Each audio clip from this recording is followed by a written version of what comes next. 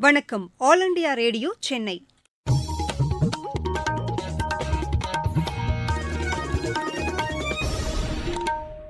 மாநிலச் செய்திகள் வாசிப்பவர் கிருஷ்ணவேணி கோபியானந்த். தலைப்புச் செய்திகள்: பிரதமர் திரு நரேந்திர மோடி தமிழகத்தில் தமது பயணத்தை முடித்துக் கொண்டு இன்று பிற்பகல் புதுதில்லி திரும்பினார். அயோத்தியில் ஸ்ரீ ராம்லாலா பிரதிஷ்டை நாளை நடைபெறுவதை ஒட்டி வீடுகளில் தீபமேற்றி மக்கள் வழிபட வேண்டும் என்று மத்திய இணையமைச்சர் டாக்டர் எல் முருகன் கேட்டுக் கொண்டுள்ளார். தமிழகத்தில் உள்ள பொதுத்துறை நிறுவனங்களில் பணிபுரிய தமிழர்களுக்கு மத்திய அரசு முன்னுரிமை அளிக்க வேண்டும் என்று திமுக வலியுறுத்தியுள்ளது. மேட்டூர் அணையின் உபரி நீரை கொண்டு 100 ஏரிகளை நிரப்பும் திட்டத்தை தமிழக அரசு செயல்படுத்தவில்லை என்று அஇஅதிமுக பொதுச் செயலாளர் திரு எடப்பாடி பழனிசாமி குற்றம் சாட்டியுள்ளார். கேலோ இந்தியா இளையோர் கூடைப்பந்து போட்டிகளில் தமிழக ஆடவர் மற்றும் மகளிர் அணிகள் வெற்றி பெற்றுள்ளன. இனி விரிவான செய்திகள். தமிழகத்தில் கடந்த 3 நாட்களாக சுற்றுப்பயணம் மேற்கொண்ட பிரதமர் திரு நரேந்திர மோடி தமது பயணத்தை முடித்துக் கொண்டு இன்று பிற்பகல் புதுதில்லி திரும்பினார்.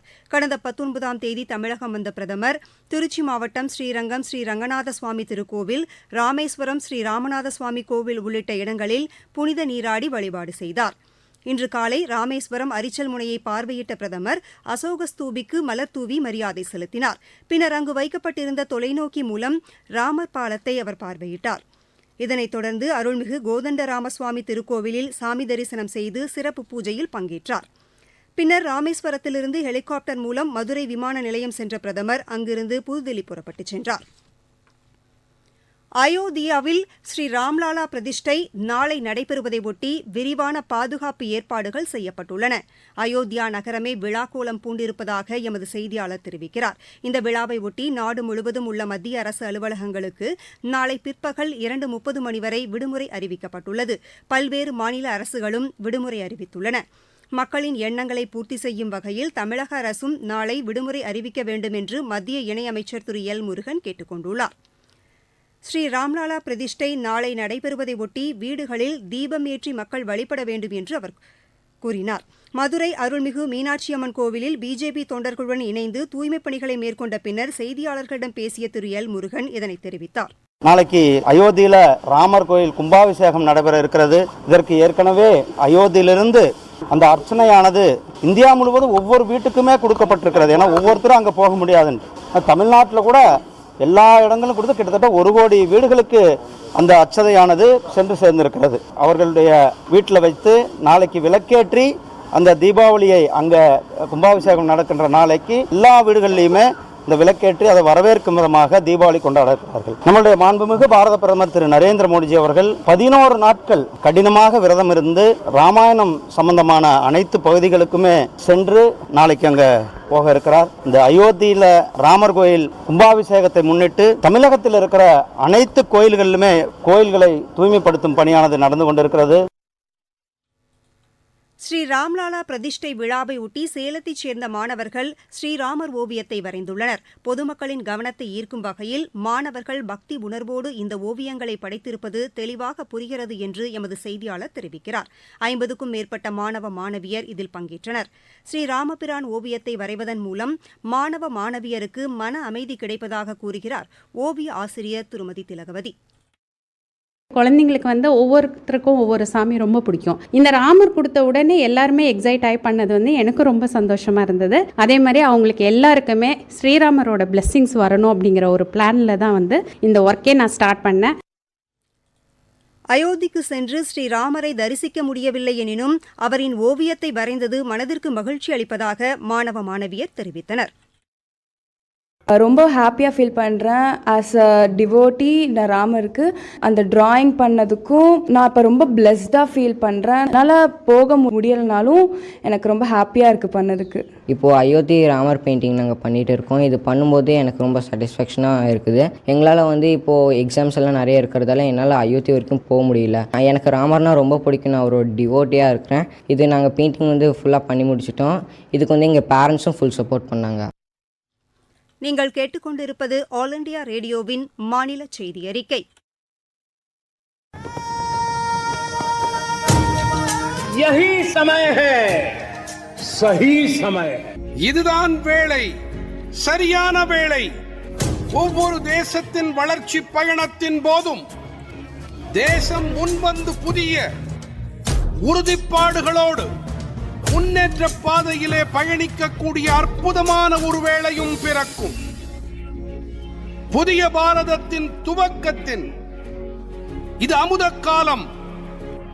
இதுவே கோடானு கோடி நாட்டு மக்களுடைய உறுதிப்பாடாகும்.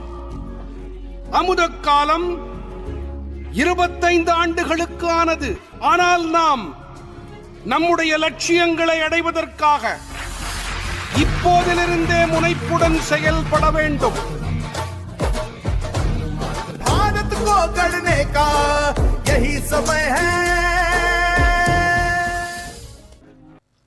நாடு முழுவதும் மேற்கொள்ளப்பட்டு வரும் நமது லட்சியம் வளர்ச்சியடைந்த பாரதம் யாத்திரை பொதுமக்களிடையே பெரும் வரவேற்பை பெற்றுள்ளது.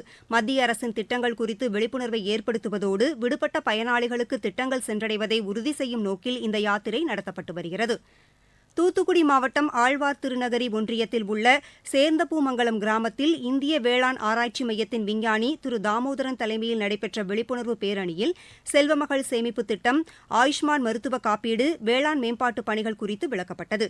இந்த யாத்திரையில் கலந்து கொண்ட பயனாளிகள் அரசின் திட்டங்கள் தங்களின் வாழ்வாதாரத்தை உயர்த்துவதற்கு பேருதவியாக அமைந்துள்ளன என்று தெரிவித்தனர். என் பேரு திருமேனி. இன்னைக்கு இந்த வளர்ச்சி திட்டம் பத்தி எங்க ஊர்ல முகாம் நடத்திட்டு இருந்தாங்க. எங்களுக்கு ரொம்ப ஒரு அறிவுபூர்வமானதா இருந்தது. ரெண்டாவது, நாங்க இந்த ஆயுள் காப்பீடு திட்டம்லாம் எங்களுக்கு கொஞ்சம் விவரம் தெரியல, அதை பத்தி ரொம்ப விளக்குனாங்க. அது எங்களுக்கு ரொம்பவே பயனுள்ளதா இருந்தது. அதை எப்படி வாங்கணும் என்னங்கிறதெல்லாம் தெரியல. இந்த விவசாயிகளுக்கு இந்த பணம் கொடுக்கறாங்க இந்த சென்ட்ரல் கவர்மெண்ட் திட்டத்துல, அதெல்லாம் நிறைய பேருக்கு எங்க ஊர்ல நல்லா பயனடைஞ்சிருக்காங்க. போஸ்ட் ஆபீஸ்ல நிறைய இந்த லேடிஸ்க்கான திட்டங்கள்லாம் சொல்லியிருக்காங்க. அது இன்னைக்கு தான் சில விவரங்கள்லாம் தெரிஞ்சுது. எங்களுக்கு நம்பர் கொடுத்துட்டு போயிருக்காங்க. அது மூலமா நாங்க நல்லா பயன்படுத்தலாங்கிறதுக்கும் இன்னைக்கு நிறைய விவரங்களை தெரிஞ்சுக்கிட்டோம். என் பேர் காந்திமதி. மோடி அரசால எங்களுக்கு பலவித திட்டங்கள் பற்றி அறிவுரை சொன்னாங்க. நாங்களும் புரிஞ்சுக்கிட்டோம். செல்வ மகள் திட்டம், செல்வ மகன் திட்டம், போஸ்ட் ஆஃபீஸில் வட்டி போடுறது, இதெல்லாம் தெரிஞ்சுக்கிட்டோம். மோடி அரசுக்கு எங்களுடைய நன்றி. திமுக இளைஞரணி மாநாடு சேலத்தில் இன்று நடைபெற்றது. இளைஞரணி செயலாளரும் மாநில அமைச்சருமான திரு உதயநிதி ஸ்டாலின் தலைமையில் நடைபெற்ற இந்த மாநாட்டில் 25 தீர்மானங்கள் நிறைவேற்றப்பட்டன. தமிழகத்தில் செயல்பட்டு வரும் மத்திய அரசின் பொதுத்துறை நிறுவனங்களின் வேலைவாய்ப்பில் தமிழர்களுக்கு முன்னுரிமை வழங்க வேண்டும், இடஒதுக்கீட்டு கொள்கையை முழுமையாக பின்பற்ற வேண்டும், கல்வி மற்றும் சுகாதாரத்தை மாநில பட்டியலுக்கு மாற்ற வேண்டும் போன்ற தீர்மானங்கள் இதில் அடங்கும். மேட்டூர் அணையிலிருந்து வெளியாகும் உபரி நீரை கொண்டு 100 ஏரிகள் நிரப்பும் திட்டத்தை தமிழக அரசு தாமதமின்றி செயல்படுத்த வேண்டும் என்று அஇஅதிமுக பொதுச் செயலாளர் திரு எடப்பாடி பழனிசாமி வலியுறுத்தியுள்ளார். சேலம் மாவட்டம் மேச்சேரியில் பொதுமக்களிடையே உரையாற்றிய அவர், கடந்த அஇஅதிமுக ஆட்சியில் கொண்டுவரப்பட்ட இந்த திட்டத்தை ஆளும் திமுக அரசு 2.5 ஆண்டுகளாக கிடப்பில் போட்டுள்ளதாக குற்றம் சாட்டியுள்ளார். தேர்தல் நேரத்தில் திமுக அறிவித்த வாக்குறுதிகளை நிறைவேற்றவில்லை என்றும் அவர் கூறினார். ஏழை எளிய மாணவர்களின் கல்விக்கு உதவும் வகையில் கொண்டுவரப்பட்ட விலையில்லா மடிக்கணினி திட்டத்தை தற்போது மாநில அரசு முடக்கியுள்ளதாகவும் திரு எடப்பாடி பழனிசாமி குற்றம் சாட்டினார். மாவட்டச் செய்திகள். சேலம் மாவட்டம் பெத்தநாயக்கம்பாளையம் ஏத்தாப்பூர் பகுதி மக்கள் பயன்பெறும் வகையில் அவசர கால 108 ஆம்புலன்ஸ் சேவையை மாநில மக்கள் நல்வாழ்வுத்துறை அமைச்சர் திரு மா சுப்பிரமணியன் இன்று தொடங்கி வைத்தார். கிருஷ்ணகிரி மாவட்டத்தில் வாக்காளர் பட்டியல் சுருக்கமுறை திருத்தம் குறித்து வாக்காளர் பட்டியல் மேற்பார்வையாளர் திரு பழனிசாமி தலைமையில் ஆய்வுக் கூட்டம் நடைபெற்றது. நெல்லை மாவட்டத்தில் பிரசித்தி பெற்ற லட்சுமி நரசிம்ம பெருமாள் திருக்கோவில் கும்பாபிஷேக விழா இன்று வெகு விமரிசையாக நடைபெற்றது. புதுக்கோட்டை மாவட்டம் விராலிமலை முருகன் கோவிலில் தைப்பூச திருவிழாவை முன்னிட்டு திருத்தேரோட்டம் வரும் புதன்கிழமை நடைபெறவுள்ளது. விளையாட்டுச் செய்திகள். தமிழகத்தில் கேலோ இந்தியா இளையோர் விளையாட்டுப் போட்டிகள் திருச்சி, மதுரை மற்றும் கோவை நகரங்களில் இன்று தொடங்கின. கோவை பீளமேடு PSG மருத்துவக் கல்லூரி உள் விளையாட்டு அரங்கில் இன்று ஆடவர் மற்றும் மகளிருக்கான கூடைப்பந்து போட்டிகள் நடைபெற்றன. இன்றைய போட்டிகளில் தமிழக ஆடவர் மற்றும் மகளிர் அணிகள் வெற்றி பெற்றுள்ளன. தமிழ்நாடு ஆடவர் அணி கர்நாடகாவை வென்றது. தமிழக மகளிர் அணி சண்டிகரை 4 சுற்றுகளிலும் வென்றுள்ளது. ஆடவர் பிரிவில் ராஜஸ்தான் அணி சண்டிகரையும், உத்தரப்பிரதேசம் மிசோரமையும் வென்றுள்ளன. உத்தரப்பிரதேச மகளிர் அணி பஞ்சாபை வென்றுள்ளது. திருச்சியில் பாரம்பரிய மல்லர்கம்பம் விளையாட்டுப் போட்டிகளை மாவட்ட ஆட்சியர் திரு பிரதீப்குமார் இன்று தொடங்கி வைத்தார்.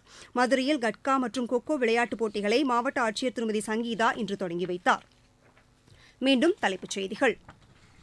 பிரதமர் திரு நரேந்திர மோடி தமிழகத்தில் தமது பயணத்தை முடித்துக் கொண்டு இன்று பிற்பகல் புதுதில்லி திரும்பினார். அயோத்தியில் ஸ்ரீ ராம்லாலா பிரதிஷ்டை நாளை நடைபெறுவதை ஒட்டி வீடுகளில் தீபம் ஏற்றி மக்கள் வழிபட வேண்டும் என்று மத்திய இணையமைச்சர் டாக்டர் எல் முருகன் கேட்டுக் கொண்டுள்ளார். தமிழகத்தில் உள்ள பொதுத்துறை நிறுவனங்களில் பணிபுரிய தமிழர்களுக்கு மத்திய அரசு முன்னுரிமை அளிக்க வேண்டும் என்று திமுக வலியுறுத்தியுள்ளது. மேட்டூர் அணையின் உபரி நீரை கொண்டு 100 ஏரிகளை நிரப்பும் திட்டத்தை தமிழக அரசு செயல்படுத்தவில்லை என்று அஇஅதிமுக பொதுச் செயலாளர் திரு எடப்பாடி பழனிசாமி குற்றம் சாட்டியுள்ளார். கேலோ இந்தியா இளையோர் கூடைப்பந்து போட்டிகளில் தமிழக ஆடவர் மற்றும் மகளிர் அணிகள் வெற்றி பெற்றுள்ளன. இத்துடன் இந்த செய்தியறிக்கை நிறைவடைந்தது.